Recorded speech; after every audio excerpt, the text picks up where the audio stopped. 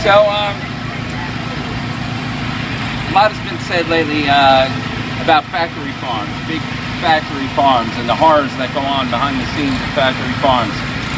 It's all true. But I think a lot of times people get the idea that small farms are much different. So that's what I'd like to speak to a little bit. Over here we have a magazine cover, and this is a young calf. His name is Michael, who I rescued. He's about 8 months old in that picture. When I got him, he was 15 days old. He came from a small family farm where he was born to a dairy mom, dairy cow. He was taken away from his mom. That's him at 15 days old there. Taken away from his mom at 1 day old. The first day he was born, he was taken away and hidden from her, and he was going to go to slaughter. He was going to be sold off to slaughter because the little calves of male calves of dairy girls are a waste product. They're unnecessary. So their entire lifespan might be a day and a half, 2 days, a week, or maybe 6 months as a veal calf, and that's it. Because they don't make good meat animals. They don't grow them for meat. So Michael, as you can see, was really good looking. He's a Holstein, and most Holsteins are black and white. He was red and white. The farmer saw him and they took a little liking to him because of his color, so they kept him a week and a half longer than they normally would have and called him Red. Then when it was time to go, because another little baby was born who needed the little house he lived in, a baby who was a girl who was going to make milk and earn the money, he had to go to auction for slaughter. I heard about it and was able to get there literally seconds before he was to be taken off to auction. In fact, I pulled up and went to back in the driveway of the farm. Another pickup truck cut me off and pulled in. I walked up and introduced myself to the farmers. When that pickup truck left, the farmer came over and said, "That was pretty awkward." And I said, "Why was that?" "Well, that pickup truck was the guy who takes our boy calves to the auction house." And that's how close it was for us to miss getting Michael. So there was Michael. Go ahead. Here's where Michael was when I first saw him, in that little shack. Doesn't look too bad, but it's terrible. It was March. He was 15 days old. It was 30 degrees out. And he was out there in the cold all by himself. He already drinking from a bucket. He had never fed from his mother like he would have. There's another picture of him in the same thing. And here's where Michael was born. Go ahead. Here's where Michael was born, right here. And he was born. See those girls right there? He was born in that building, into that trough right there where all the manure and urine and everything goes. The babies just drop into there, and then they drag him out. As a boy, they just drag him outside and wait for the auction guy to come and take him away. So Michael was there. He was taken away. Those girls there don't go outside. That's the reality of a small family farm. This is not a big giant factory farm. This is a small family organic farm. So these labels, you know, when you hear, oh, family farm or organic, all that's for is to make you feel good about yourself, really. It doesn't do anything for these animals at all. That's where they live. Another one. That's the same, just another angle of the same trough there. And this here, fed. Down the end, the black and white girl on the end there, that's Michael's mom. She was in a straight line 40 feet away from Michael. She couldn't see him. She could hear him crying. He could hear her, but he would never see her again.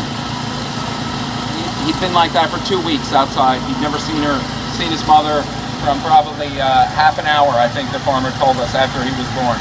He never saw his mother again, even though they were 50 feet from each other. This little girl here who had just had a baby, that's where she gets to recover from having a baby. Chained in that little thing, in that little stall there. They're all chained in there. That's called a milking parlor. That's also where your milk comes from. If you're drinking milk, that's the nice sanitary conditions that your milk comes from, right there. Next one, Wendy, the little baby. This little baby here was in the same room as them. This is the girl who was going to take over Michael's little shack when I took him. That girl was 1 day old. She was born the day before on my birthday. My heart was breaking when I saw her. I couldn't get her. She was already away from her mother. Already they had her drinking from a bucket. There was no bonding with her mother, none of that. They start to make them subservient from the minute they're born. They take them away so they can manipulate them easier as they go on. This is her, and I was petting her. It's hard to tell there, but I really was, I was nearly broken down right there because she started suckling on my fingers, longing for her mother, and it was terrible. And I had to leave her behind. I couldn't get her out. This little baby is outside. She's about a week old. She's already been away from her mother 7 days, and that's where she lives, in that little shack, in that little igloo, all by herself, no matter how cold it is, no matter how hot it is, until she's too big to fit in there, and then they move her to one of those terrible little wooden shacks where she's alone. This is her with another girl, and this girl's about 8 months old.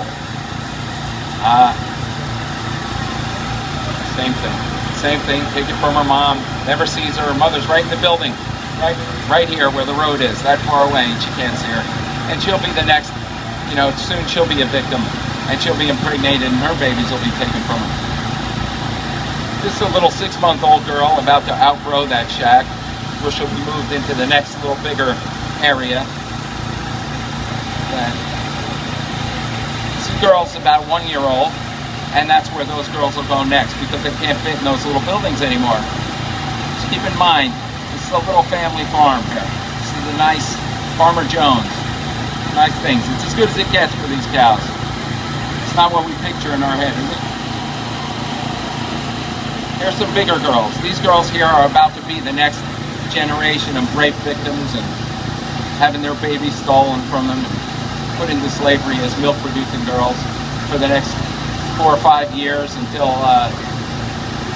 their bodies start to be depleted of calcium from having so many babies and producing so much milk. One of these girls, a Holstein like this today, produces about 2,500 gallons of milk per year. In 1950, that same girl would have been expected to produce about 565 gallons of milk a year.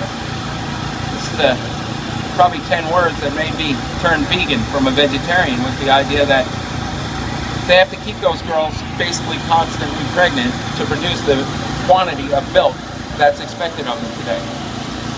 So these girls are pregnant for about 9 months, just like a human. So they take a girl, these girls here are ready. They're the next ones. They'll be impregnated by an arm, someone's arm. They'll be impregnated in something that they actually call a rape rack. They'll be pregnant for about 9 months, and then they'll have a baby, and that baby will be taken from them when they're still wet from being born usually, so we can drink the milk. So if you never thought about it, that's the way it works. Cows don't just give milk out for the heck of it. There has to be a baby involved. They're mammals. They make milk for their babies. So if you're drinking that milk, that means somewhere there's a baby that isn't. This is Michael. This is Michael at 1 year old on his birthday. Michael, the first picture there was Michael on a sanctuary, on the cover of a magazine for Farm Sanctuary, because that's where he lives now. He's an extremely fortunate young boy because I was able to find him a spot on Farm Sanctuary where he gets treated better than probably 99.999% of young steer like him in the world. He gets all the medical care he can get. He's very lucky. This is us visiting him on his birthday. It was about 4 degrees out that day. We went up to visit him, made him a birthday cake that was a half of a watermelon stuffed with all kinds of fruit. And he's going crazy having it. And so here it is, and there he is with the, is that the last one? Yeah, with his tongue in his nose, trying to get every last drop of the watermelon, and a watermelon on the ground there. So, these animals, this happens all day, every day. This guy here is one of the luckiest boys. Milk is a very strange thing. If you never thought about milk and dairy, milk it's an odd thing. We're the only species on the planet that drinks the milk of another species. The only one. We're the only ones who drink milk when we're adults. No one else does that. Milk is for babies. It's made for babies, and it's great for babies. For the baby it's designed for. Cow's milk was never designed for us. Give a little thought to something. If your neighbor woman was pregnant and came over one day or just had a baby and said, I've got an extra quart of breast milk here. Who wants it for their coffee? How many people go, sure, I'll take it? Most people are like, no. She's your species. At one time in your life, your body needed what her milk has in it. It never needed what his mother's milk has in it. Not ever. Never did. I don't want to be too long here, so I'll just say this to you. Just keep in mind, if you're a vegetarian out there and you're trying and you're doing stuff and you think you're doing well, you're doing a little better than a lot of people. Truth is, being a vegetarian doesn't help this. It doesn't stop any of this. Be vegan. Don't drink milk. Don't eat dairy. Help these calves. Just eating meat, not eating meat doesn't do it. Thank you.